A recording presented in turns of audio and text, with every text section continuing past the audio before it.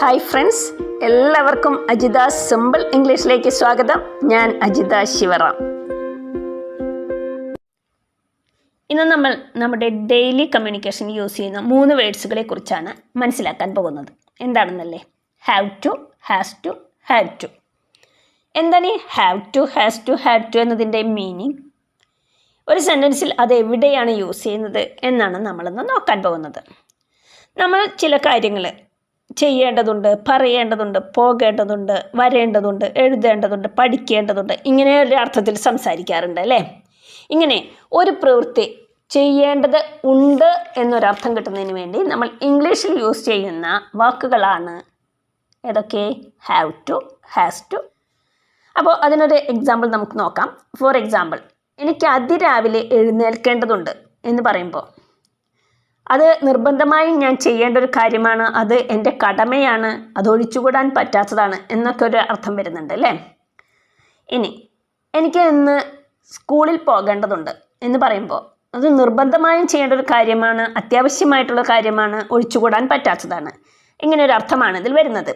ഇങ്ങനെ ഒബ്ലിഗേഷൻസ് അല്ലെങ്കിൽ compulsion, necessity ഇവയെ കാണിക്കുന്നതിന് വേണ്ടിയിട്ട് നമ്മൾ ഇംഗ്ലീഷിൽ യൂസ് ചെയ്യുന്ന വാക്കുകളാണ് have to, has to, had to എന്നിവ.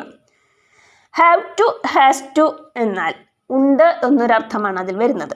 അതായത് ചെയ്യേണ്ടതുണ്ട്, പറയേണ്ടതുണ്ട്, പോകേണ്ടതുണ്ട്, അങ്ങനെയുള്ള അർത്ഥങ്ങൾ വരുന്നു. ഹാസ് ടു, ഹാവ് ടു എന്നിവയ്ക്ക് ഒരേ അർത്ഥമാണ് വരുന്നത്. ഉണ്ട് എന്നൊരർത്ഥം തന്നെയാണ് വരുന്നത്. എന്നാൽ ഇത് യൂസ് ചെയ്യുന്നതിലാണ് വ്യത്യാസം. ഐ, യോ, വി, ദേ എന്നീ പ്ലൂറൽ സബ്ജക്ട്സുകൾ വരുമ്പോൾ നമ്മൾ അവിടെ യൂസ് ചെയ്യുന്നത് ഹാവ് ടു എന്നതാണ്. എന്നാൽ ഹി, ഷീ, ഇറ്റ് എന്നീ സിംഗുലർ സബ്ജക്ട്സുകൾ വരുമ്പോൾ നമ്മൾ അവിടെ യൂസ് ചെയ്യുന്നത് ഹാസ് ടു എന്നതാണ്. അപ്പോൾ നമുക്ക് കുറച്ച് എക്സാമ്പിളിലൂടെ നോക്കാം എങ്ങനെയാണ്, എവിടെയാണ് ഹാസ് ടു, ഹാവ് ടു എന്നിവ യൂസ് ചെയ്യേണ്ടതെന്ന്.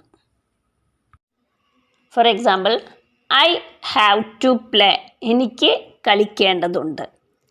പ്ലേ എന്നാൽ കളിക്കുക.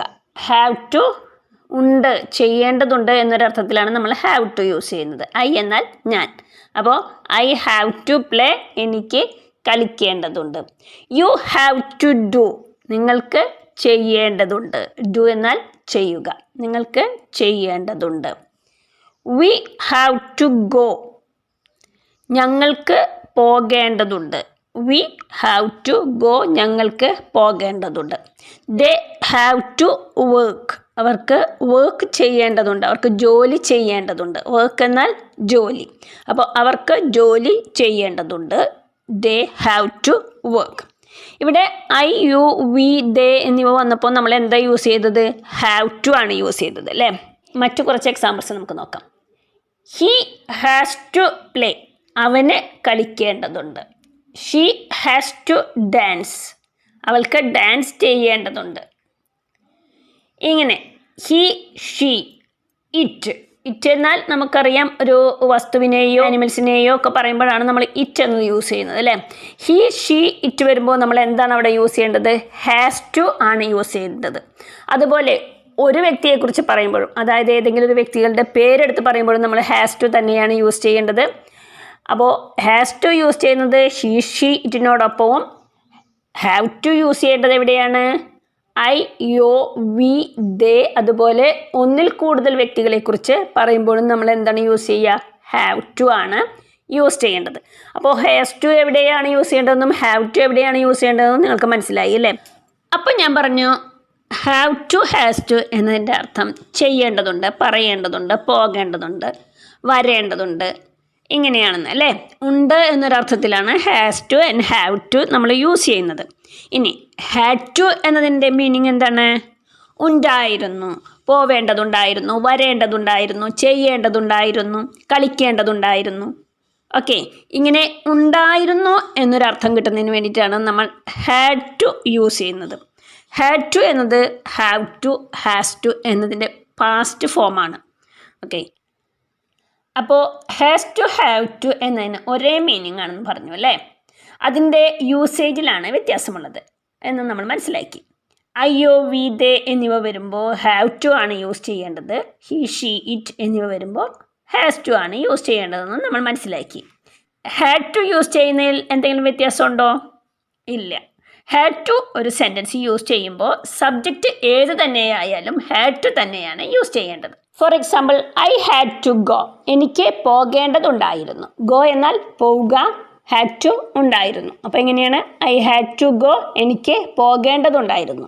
വി ഹാഡ് ടു വർക്ക്, ഞങ്ങൾക്ക് ജോലി ചെയ്യേണ്ടതുണ്ടായിരുന്നു.